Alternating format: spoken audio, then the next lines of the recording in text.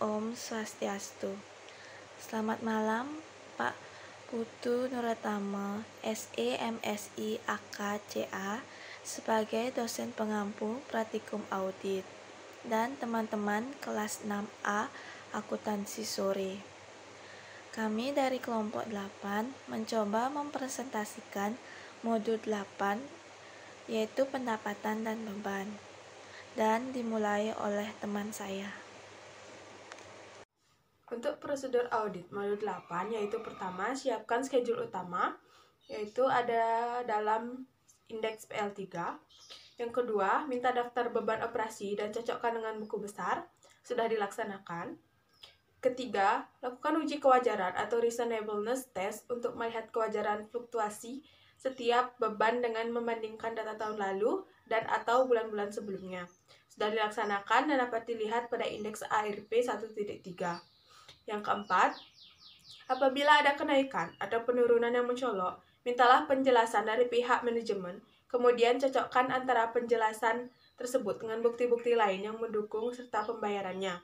Misalnya, beban pemasaran promosi naik yang didukung dengan penjualan yang meningkat juga, atau beban gaji meningkat akibat adanya penyesuaian gaji atau peningkatan jumlah karyawan akibat kegiatan operasi yang bertambah.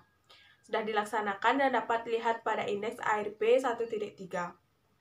Yang kelima, lakukan pencarian untuk mengetahui apakah beban yang belum dibebankan untuk tahun berjalan, hubungkan sewaktu dengan memeriksa akun utang beban, dengan melihat pembayaran setelah tanggal neraca, melihat kontrak atau perjanjian lainnya, serta minta penjelasan dari pihak manajemen. Hal ini telah dilakukan. Yang keenam, yakinkan bahwa semua beban operasi yang dibayarkan merupakan beban perusahaan dan telah diotorisasi oleh pejabat yang berwenang. Hal ini telah dilakukan. Yang ketujuh, perhatikan beban-beban yang seharusnya dikapitalisasi, telah dilakukan. Yang kedelapan, lakukan pisah batas atau cut-off yang tepat atas beban operasi yang dibebankan pada periode berjalan atau yang menjadi beban periode berikutnya, telah dilaksanakan. Yang sembilan, periksa klasifikasi atas beban operasi sehubungan dengan kelayakan penyajian dalam laporan keuangan, termasuk hubungannya dengan usaha perusahaan, serta kesesuaiannya dengan prinsip akuntansi yang berlaku umum. Telah dilaksanakan dan ada pada indeks PL3. Yakinkan bahwa semua beban operasi yang mempunyai kewajiban perpajakan telah ditaati sesuai dengan peraturan perpajakan yang berlaku, ada pada indeks PL3. Yang 11, untuk beban yang berhubungan dengan amortisasi atau penyusutan dari suatu aset, lakukan cross-check dengan akun aset tersebut. Dilakukan bersamaan pada saat memeriksa akun aset tersebut. Telah dilaksanakan ada pada PL3. Untuk beban dan pendapatan lain-lain, yakinkan bahwa pendapatan dan beban tersebut benar-benar terjadi di luar operasi perusahaan. Selain itu, yakinkan juga bahwa semua beban dan pendapatan tersebut telah dibukukan dengan pisah batas yang tepat. Telah dilakukan. Yang ke-13, perhatikan apakah hal-hal tersebut diungkapkan dalam laporan akuntan telah diperoleh informasi yang memadai. Telah dilakukan dan ada pada indeks PL3. 14, buatlah daftar koreksi serta saran perbaikan yang diperlukan untuk pihak manajemen yang merupakan salah satu patokan dalam menilai mutu audit Anda. Ada pada indeks PL3. Dan terakhir, tulis kesimpulan dan komentar hasil pemeriksaan yang informatif pada setiap kertas kerja pemeriksaan. Ada pada PL3. Baik, terima kasih. Di sini saya akan melanjutkan pemaparan indeks PL3 yaitu kas dan setara kas. Pada pos gaji, saldo per klien per 31 Desember 2012 sebesar 610 juta. Kemudian kami melakukan koreksi pada debit sebesar 10 juta sehingga saldo per audit sebesar 620 juta. Koreksi didapat dari pada tanggal 18 Agustus 2012, perusahaan memberikan uang tunai untuk biaya pengobatan Ibu Tati sebesar 10 juta yang merupakan salah satu kompensasi yang diberikan perusahaan untuk karyawan. Kemudian promosi, saldo per klien sebesar nihil, kemudian kami melakukan koreksi sebesar 10 juta sehingga saldo per audit sebesar 10 juta. Didapat dari modul 3, yaitu koreksi persediaan berupa 5 unit superior comfort plus 160 cm untuk keperluan promosi yang belum dicatat. Perjalanan dinas dan akomodasi, saldo per klien 2.600.000. Terdapat koreksi sebesar 3.500.000 pada sisi debit, sehingga saldo per klien, per audit sebesar Rp6.100.000. Koreksi didapat dari pada tanggal 28 Desember 2012, perusahaan membeli voucher hotel untuk akomodasi petugas pajak sebesar 3,5 juta. Kemudian pemeliharaan dan reparasi, saldo per klien sebesar Rp14.928.804. Terdapat koreksi debit sebesar Rp15.435.400 dan koreksi kredit sebesar Rp12.500.000 sehingga saldo per audit sebesar Rp17.864.204. Koreksi didapat dari modul 8, yaitu koreksi debitnya pada tanggal 25 November 2012. Bangunan perusahaan selesai dicat oleh seorang kontraktor yang dicatat sebagai beban jasa profesional dan yang seharusnya dicatat pada akun pemeliharaan dan reparasi. Koreksi kredit merupakan koreksi atas beban pemeliharaan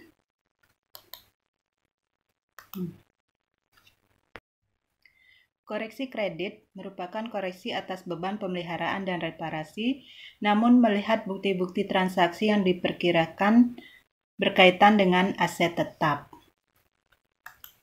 Selanjutnya, jasa profesional, saldo per klien sebesar Rp20.435.400.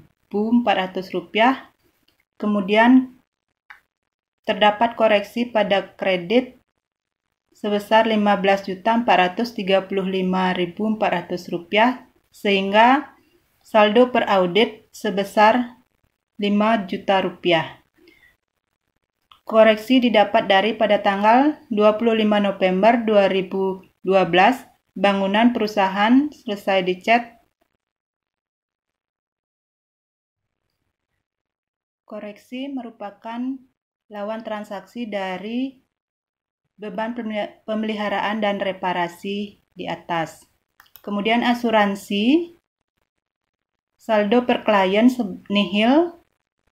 Terdapat koreksi pada debit Rp3 juta, sehingga saldo per audit sebesar Rp3 juta. Koreksi merupakan beban asuransi tahun 2012 yang belum dicatat. Sumbangan, saldo per klien kosong, kemudian terdapat koreksi sebesar Rp20 juta, sehingga saldo per audit sebesar Rp20 juta. Pada koreksi didapat dari pada tanggal 11 April 2012, dalam rangka hari ulang tahun perusahaan, Bapak Runtung mewakili perusahaan memberikan sumbangan kepada Panti Asuhan Anakku di Bogor berupa uang tunai sebesar Rp20 juta, namun dicatat sebagai beban jamuan dan representasi. Kemudian pada akun jamuan dan representasi dilakukan koreksi kredit sehingga saldo per audit sebesar Rp5 juta. Sewa guna usaha, saldo per klien sebesar Rp6.847.500. Terdapat jurnal koreksi kredit sebesar Rp4.150.000 sehingga saldo per audit sebesar Rp2.697.500. Koreksi didapat dari modul 5. Selanjutnya perlengkapan kantor. Saldo per klien sebesar Rp1.000.000. Terdapat koreksi kredit sebesar Rp1.000.000 sehingga saldo per audit nihil. Koreksi merupakan kelebihan penyusutan atas kendaraan yang didapat dari modul 7. Kemudian telepon, fax, dan pos. Saldo per audit dan per klien sama sebesar Rp3.513.500. Tidak terdapat koreksi. Kemudian akun listrik dan air tidak terdapat koreksi sehingga saldo per klien dan saldo per audit sebesar Rp562.500. Penyusutan saldo per klien sebesar Rp84.925.400.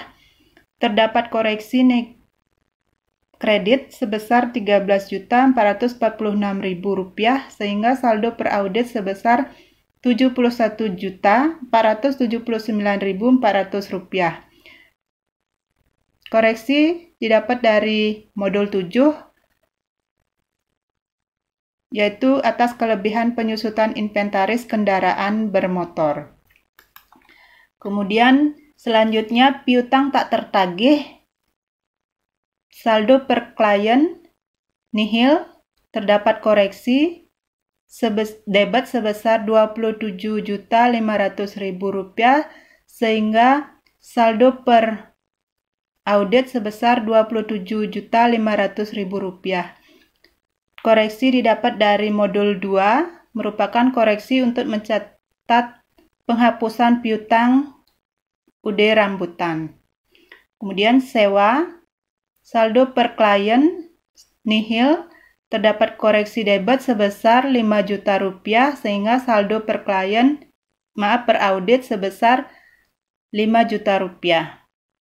Kemudian beban lain-lain, saldo per klien sebesar Rp1.500.000, terdapat koreksi debit sebesar Rp10.215.500 dan koreksi kredit sebesar Rp750.000 sehingga saldo per audit sebesar Rp10.965.500. Koreksi didapat dari modul 6 dan modul 4, yaitu pada koreksi debit didapat dari modul 6 mencatat kerugian yang dialami PT Domba Putih di mana klien memiliki saham 20% yang belum dicatat oleh klien.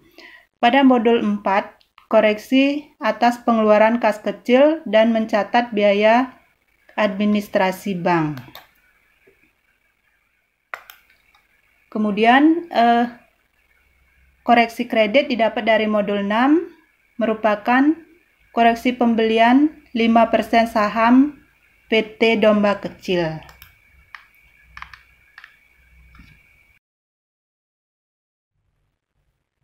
Setelah melakukan pemeriksaan atas beban operasional, kami menemukan beberapa permasalahan atas data transaksi tahun 2012, beberapa beban yang belum dicatat oleh perusahaan. Jurnal koreksi sebagai berikut. Yang pertama, mencatat beban gaji atas pengganti biaya rumah sakit satu karyawan, yaitu beban gaji pada Bank Bini sebesar Rp10 juta. Yang kedua, mencatat pemberian sumbangan kepada Panti Asuhan Anakku di Bogor, yaitu beban sumbangan pada beban jamuan dan representasi sebesar Rp20 juta. Kemudian yang ketiga, mencatat biaya pengecatan bangunan oleh seorang kontraktor dengan jurnal koreksi beban pemeliharaan dan reparasi pada beban jasa profesional sebesar Rp15.435.500. Kemudian yang keempat, mencatat biaya pembelian voucher hotel untuk akomodasi, yaitu dengan jurnal beban perjalanan dan akomodasi pada hutang lain-lain sebesar Rp3.500.000.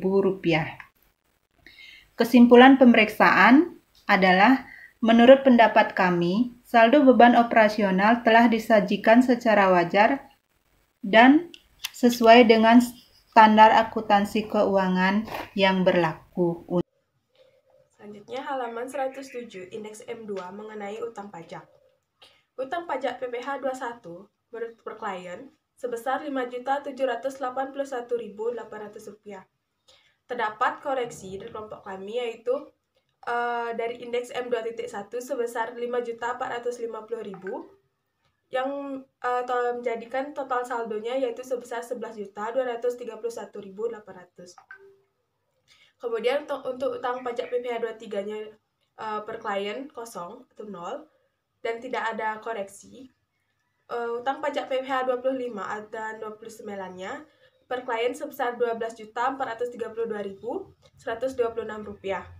Terdapat koreksi kredit sebesar Rp15.882.026 yang dari modul 8 indeks PL5. Total saldo per auditnya menjadi Rp28.314.152. Untuk PPN keluarannya dari per klien sebesar Rp8.850.000.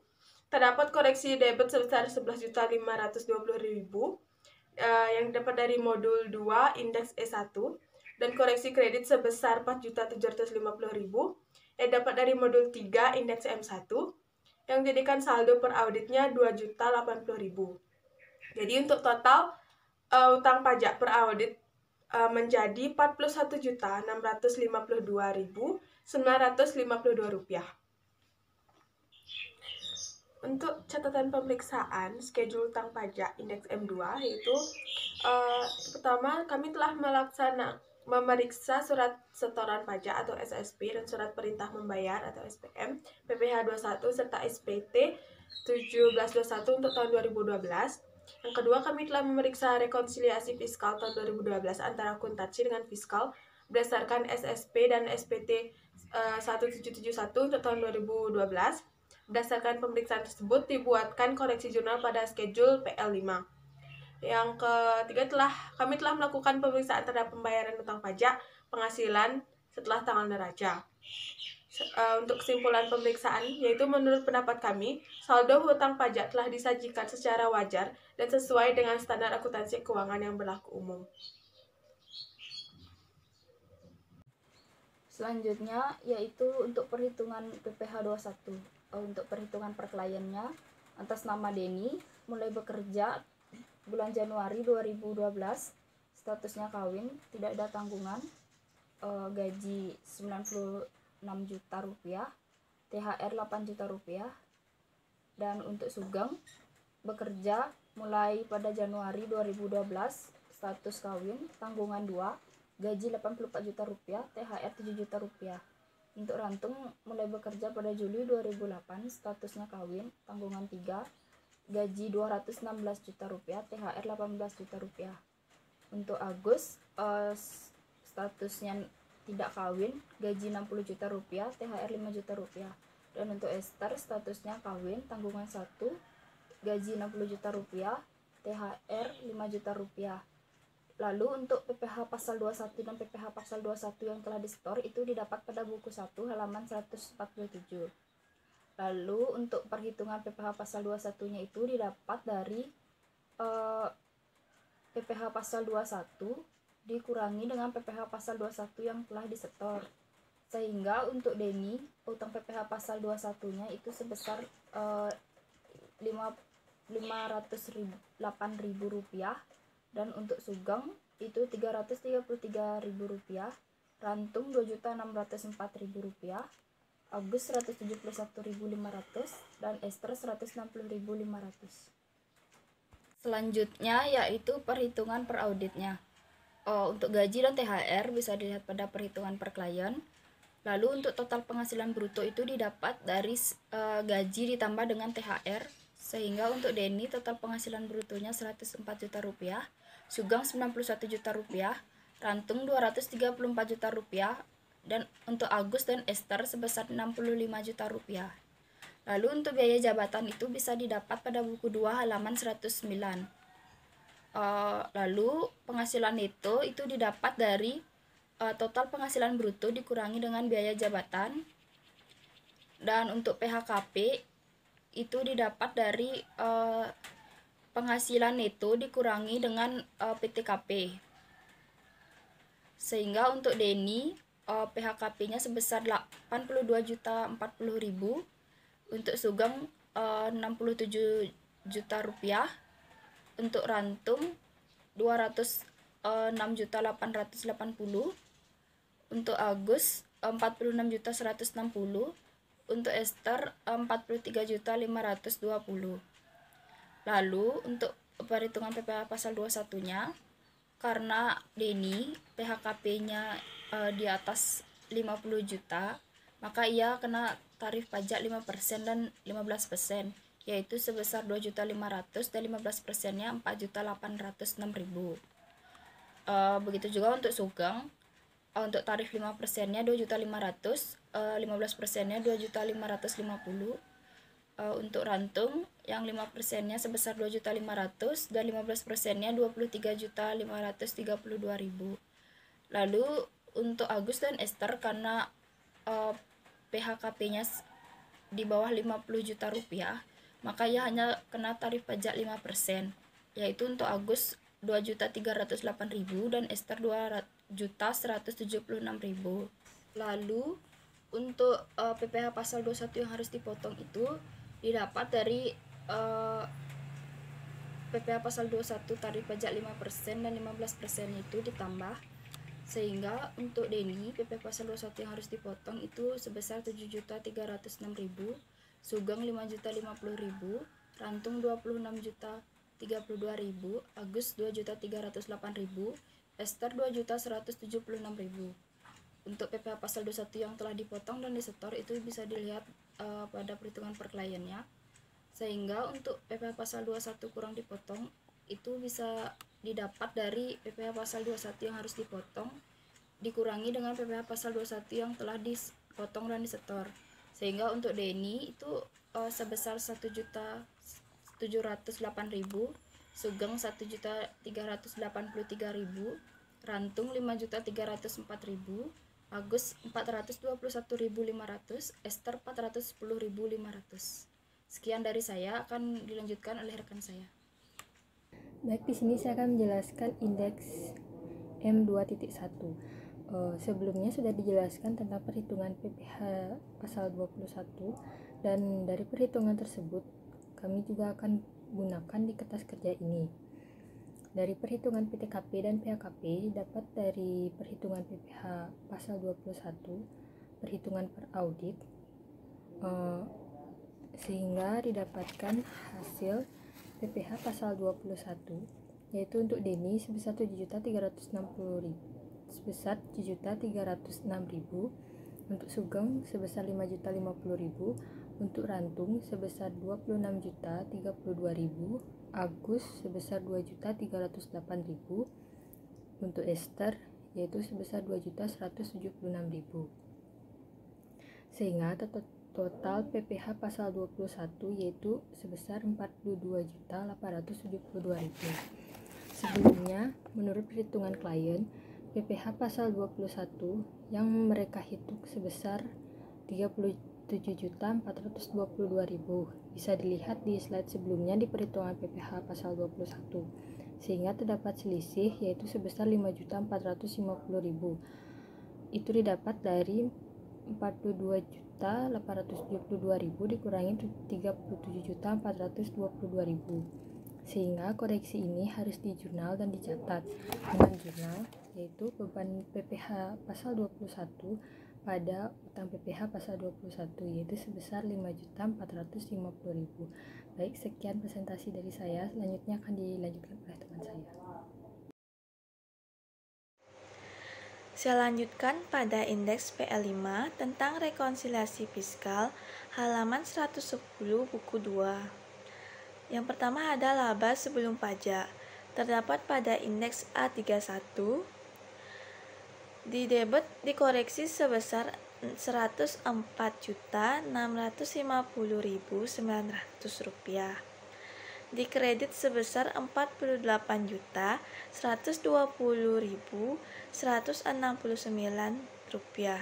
sehingga per audit sebesar Rp372.709.652. Lalu ada perbedaan permanen, yaitu dibagi menjadi dua, yaitu penyesuaian positif dan negatif. Penyesuaian positif terdiri dari sumbangan di debit sebesar 20 juta yang didapat dari indeks PL3, sehingga per auditnya 20 juta. Kemudian jamuan dan representasi juga didapat di indeks PL3, dikredit 20 juta sehingga per klien 5 juta. Lalu di penyelesaian negatif terdapat pendapatan bunga dikredit sebesar Rp1.130.275 didapat pada indeks A31 sehingga per audit yaitu Rp28.2.750. Selanjutnya total laba sebelum pajak yang sebelumnya per klien Rp312.045.896 menjadi Rp369.706.902. Perbedaan sementara yang dibagi menjadi penyusutan perusahaan dan penyusutan pajak. Penyusutan perusahaan dikredit sebesar Rp13.446.000 sehingga per auditnya menjadi Rp74.479.400 yang bisa kita lihat pada PL3. Untuk penyusutan pajak tidak ada koreksi, sehingga per audit dan per klien itu sama sebesar Rp91.512.500. Lalu laba kena pajak total per klien Rp358.796. Terdapat koreksi di debit sebesar Rp124.650.900 dan dikredit sebesar Rp82.696.444, sehingga total per auditnya adalah Rp349.673.802. Dilanjutkan dengan pajak penghasilan dengan koreksi di debit sebesar Rp5.450.000 sehingga per audit menjadi Rp49.882.026. Lalu ada pajak dibayar di muka 22 dan 25 yang tidak ada koreksi sehingga per audit dan per klien sama sebesar 34 juta. Dan terakhir utang pajak penghasilan. Koreksi pada debit sebesar Rp143.302.026 dan dikredit sebesar Rp126.606.746, sehingga per audit menjadi Rp15.882.026. Lalu dibuatkan catatan pemeriksaan pada halaman 111 buku 2 yaitu beban pajak penghasilan pada utang pajak sebesar Rp15.882.026. Baik, selanjutnya saya akan menjelaskan mengenai schedule pajak dibayar di muka pasal 25 indeks PLS 1. Untuk masa pajak bulan Januari, REFKK PL 5.1.1 tanggal SSP 6 Februari 2012 jumlah Rp2 juta. Untuk bulan Februari, REFKK PL 5.1.2 tanggal SSP 6 Maret 2012 jumlah Rp2 juta. Pada bulan Maret, REFKK-nya PL 5.1.3 tanggal SSP 6 April 2012 jumlah Rp2 juta. Bulan April, REFKK-nya PL 5.1.4 tanggal SSP 6 Mei 2012 jumlah Rp2 juta. Pada bulan Mei, REFKK-nya PL 5.1.5 tanggal SSP 6 Juni 2012 jumlah Rp2 juta. Untuk bulan Juni, ref kakaknya PL 5.1.6 tanggal SSP 6 Juli 2012 jumlah Rp2 juta.